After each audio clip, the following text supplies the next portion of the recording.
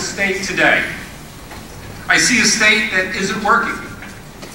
A governor who's disengaged and more interested in his next job. A short-change education system, crumbling roads and bridges, and unfortunately, a broken budget.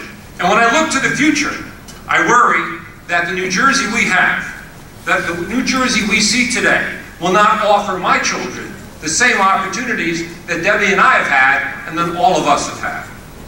Our economy, our politics, our state, and our nation are off track. We have an economy that rewards the very top, but fails to provide the very basic good wages for the middle and working classes. We cannot allow elections to be bought or sold to the highest bidder. One of the reasons I was proud to stand with Senator Sanders in his campaign for President of the United States was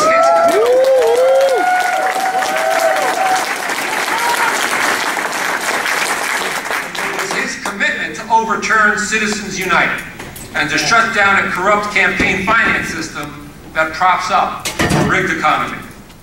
So my record, I've spent over 20 years in the General Assembly. In that time, I have fought for the middle and working class, taking on entrenched special interests that seem to want to run our state for themselves. Whether it was promoting fire safety legislation or fighting to improve mass transportation and transportation systems, or battling the Port Authority over reckless and incredible toll increases, my focus has always been on the middle class and the people who struggle every day to make New Jersey a success.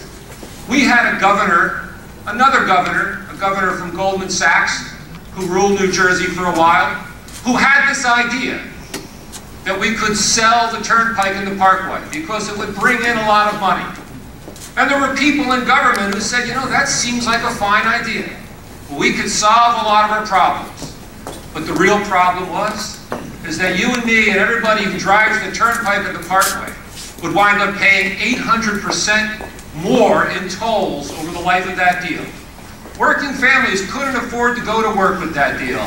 And I fought against it, and I was successful, and the deal didn't happen. We'll stand against political violence and every attempt to further dismantle the Voting Rights Act or to disenfranchise or intimidate voters. My administration will stand against constitutional violence and every attempt to undermine the rule of law, to stifle the First Amendment, to take away our constitutional rights to petition our government. Because I don't come from Wall Street, and I've not spent my career in reckless speculation or outsourcing jobs. My roots are here in Sayreville on Main Street, the main streets of New Jersey, where working middle-class families only want one thing. They just want a fair shot. So there's something wrong with this equation. You know, the 100 top CEOs, 100 people, they have more retirement wealth for themselves, 100 people, than the bottom 116 million Americans. That disparity is just not a statistic. That's a disparity that affects each and every one of us, and it's something that we need to fix. So let me be clear. If you have earned a state pension, you will get your pension. We will not raise the retirement age, increase your costs, or cut your benefits. My name is Wisniewski.